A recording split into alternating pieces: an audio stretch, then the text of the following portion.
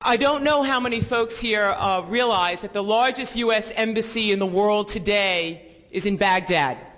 There are 1,000 employees who work inside of the Green Zone. And I came across what is, to me, a symbol of the utter contempt this country has for the people they are occupying. Do people know how many people inside of the Green Zone, of this 1,000 people, speak Arabic? 6. 6 people speak the language of the country that we are now, or our government is now at war with and occupying. It is an utter disgusting statement about what they think of the Iraqi people. We are so happy that tonight we have a representative, an Iraqi anti-war activist, a woman whose family is living in the middle of the hell that our government has created of that country. Dahlia Wasfi is an MD, but she is now a full-time activist to end this war and occupation. Thank you so much for being here tonight. Dahlia Wasfi.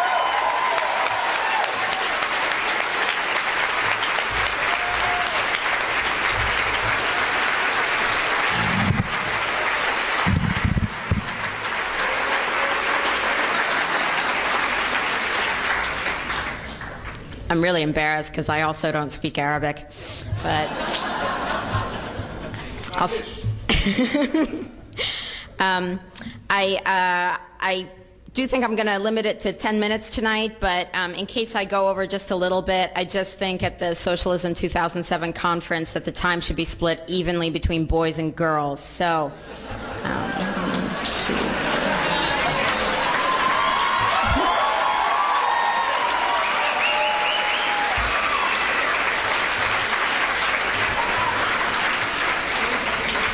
I'm making friends fast. Okay. When I speak, it's always for my family, for both sides of my family, as you'll hear about, but in particular this evening, this is for one of my cousins who lived in Baghdad. He's 21 years old, and he's dying from brain cancer. And in my mind, I cannot rule out that this was not our use of depleted uranium that has contributed to this.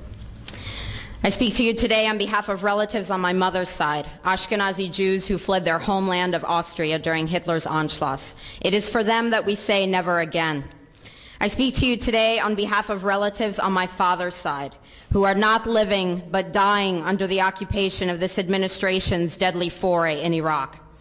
From the lack of security, to the lack of basic supplies, to the lack of electricity, to the lack of potable water, to the lack of jobs, to the lack of reconstruction, to the lack of life, liberty, and the pursuit of happiness, they are much worse off now than before we invaded. Never again should apply to them too. That's right.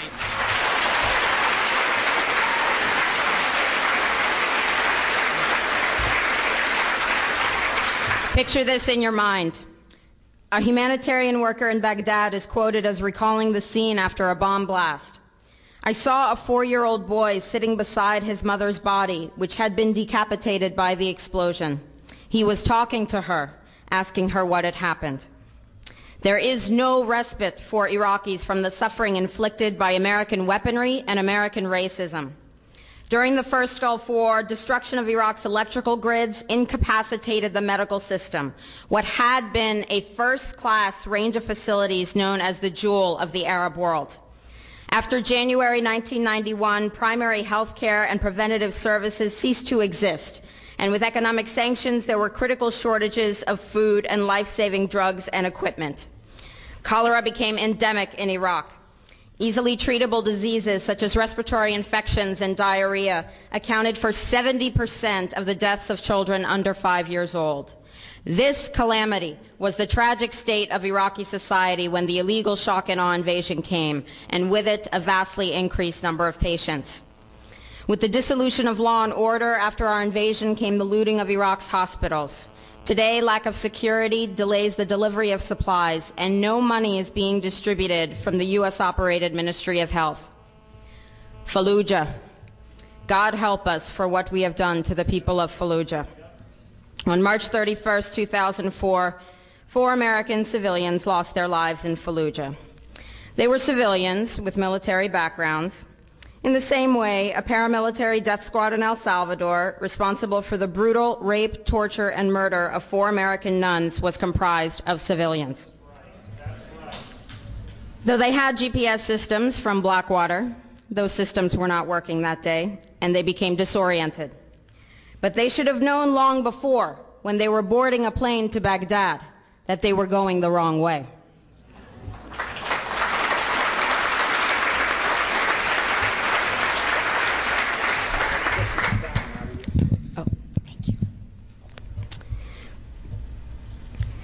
Perhaps they nobly signed a contract with Blackwater to achieve financial security for their loved ones. But there is a word in the English language to describe an individual who sells out his body, his principles, his soul for monetary reward. That's a congressman.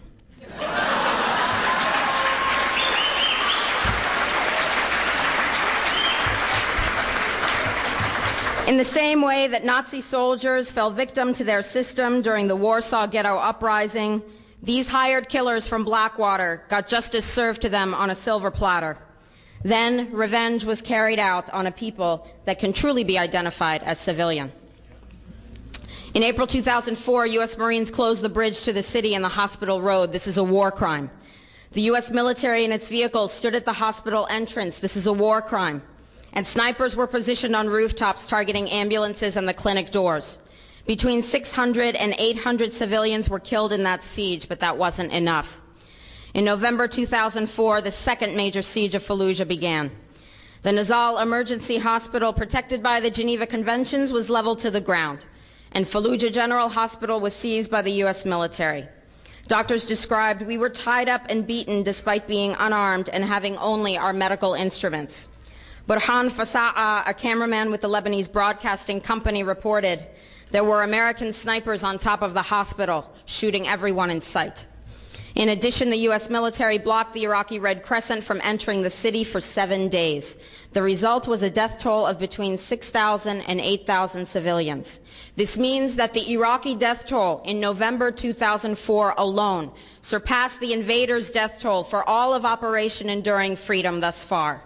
As we sit here tonight, death, destruction, and war crimes continue in this battered city. As of October 2006, due to the desperate conditions in Iraq of no security, high crime, and targeted assassinations, it is estimated that 18,000 of Iraq's 34,000 physicians have fled the country. 2,000 doctors and 164 nurses have been murdered, and another 250 kidnapped for high-priced ransoms. 68% of Iraqis lack access to safe drinking water. 81% are without proper sewerage. And the segments of the population who suffer the most whenever there is no law and order are women and children. Women have all but disappeared from their roles in the workforce. Once contributors to Iraqi society as teachers, judges, lawyers, doctors, engineers, traffic police, and more, the threat of violence and kidnapping now imprisons many women in their homes. But even there, they are not safe from the terrorism of daily house raids by American soldiers and their subordinate Iraqi police. For the children of these women, during the first 3.5 years of occupation, 270,000 newborns received no immunizations. 800,000 Iraqi children are not in school due to the chaos, lack of security, and severe poverty. According to the State of the World's Mothers report released last month by Save the Children, the chance that an Iraqi child will live beyond age 5 has plummeted faster in Iraq than anywhere else in the world since 1990. In 2005, 1 in 8 Iraqi children died of disease or violence before reaching the age of 5. Operation Enduring Freedom would more appropriately be named Operation Dead Children for everyone involved.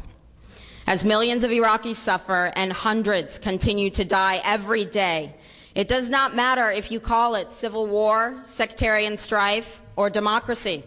It is by design an American killing field, a smokescreen for stealing oil.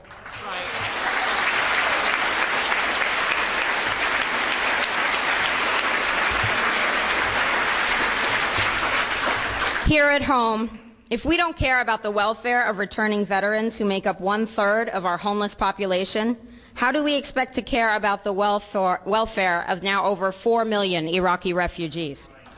If we're not caring for the physically and emotionally disabled soldiers at Walter Reed Army Hospital and the more than 200,000 veterans of this, our latest Holocaust, seeking care through the VA system, how do we expect to care about dead and dying Iraqis? If we don't care what happens to American women assaulted and humiliated by their brothers in arms, How do we expect to care about 14-year-old Abir Hamza, raped, slain, and set on fire after her family was murdered by our men in uniform? We have an obligation to every last victim of this illegal aggression because all of this carnage has been done in our name. Since World War II, 90% of the casualties of war are unarmed civilians, a third of them children. Our victims have done nothing to us.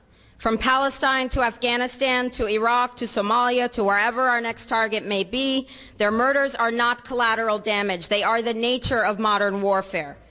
They don't hate us because of our freedoms. They hate us because every day we are funding and committing crimes against humanity. The so-called war on terror is a cover for our military aggression to gain control of the resources of Western Asia.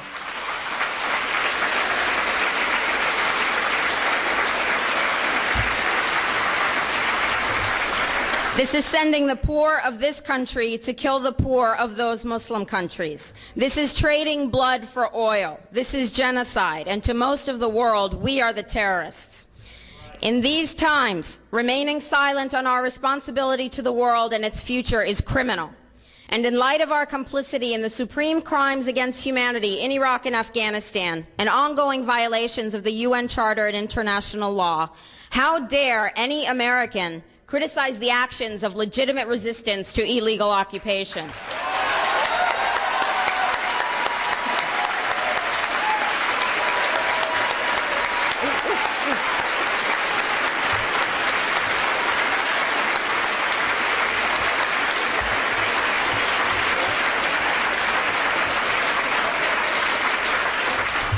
That's really lovely. Thank you so much. How dare we condemn anyone else's violence? Our so-called enemies in Afghanistan, Iraq, Palestine, our other colonies around the world, and our inner cities here at home are struggling against the oppressive hand of empire, demanding respect for their humanity. They are labeled insurgents or terrorists for resisting rape and pillage by the white establishment, but they are our brothers and sisters in the struggle for justice. The civilians at the other end of our weapons don't have a choice, but American soldiers have choices. And while there may have been some doubt 5 years ago, today we know the truth. Our soldiers don't sacrifice for duty, honor, country. They sacrifice for Kellogg, Brown, and Root. They don't fight for America. They fight for their lives and their buddies beside them because we put them in a war zone. They're not defending our freedoms. They're laying the foundation for 14 permanent military bases to defend the freedoms of ExxonMobil and British Petroleum. That's right.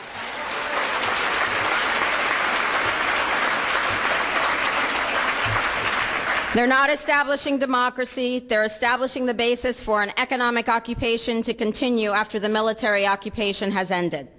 Iraqi society today, thanks to American help, is defined by house raids, death squads, checkpoints, detentions, curfews, blood in the streets, and constant violence. We must dare to speak out in support of the Iraqi people who resist and endure the horrific existence we brought upon them through our bloodthirsty imperial crusade. We must dare to speak out in support of those American war resistors, the real military heroes who uphold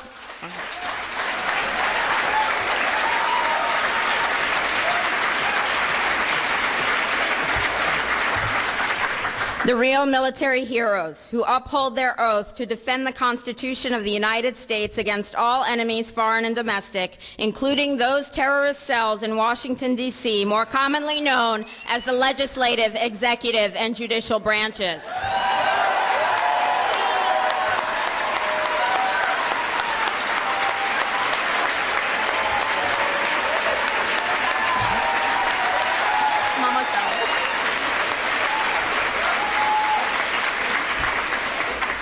I close with a quote from Frederick Douglass, but if you want more information, please visit my website at liberatethis.com.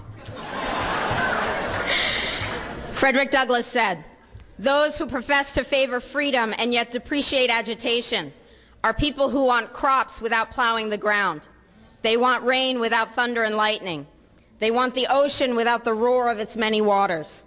The struggle may be a moral one, or it may be a physical one, or it may be both, but it must be a struggle. Power concedes nothing without a demand. It never has, and it never will. Okay. Oh. Every one of us must keep demanding, keep fighting, keep thundering, keep plowing, keep speaking, keep struggling until justice is served. No justice, no peace. Thank you very much.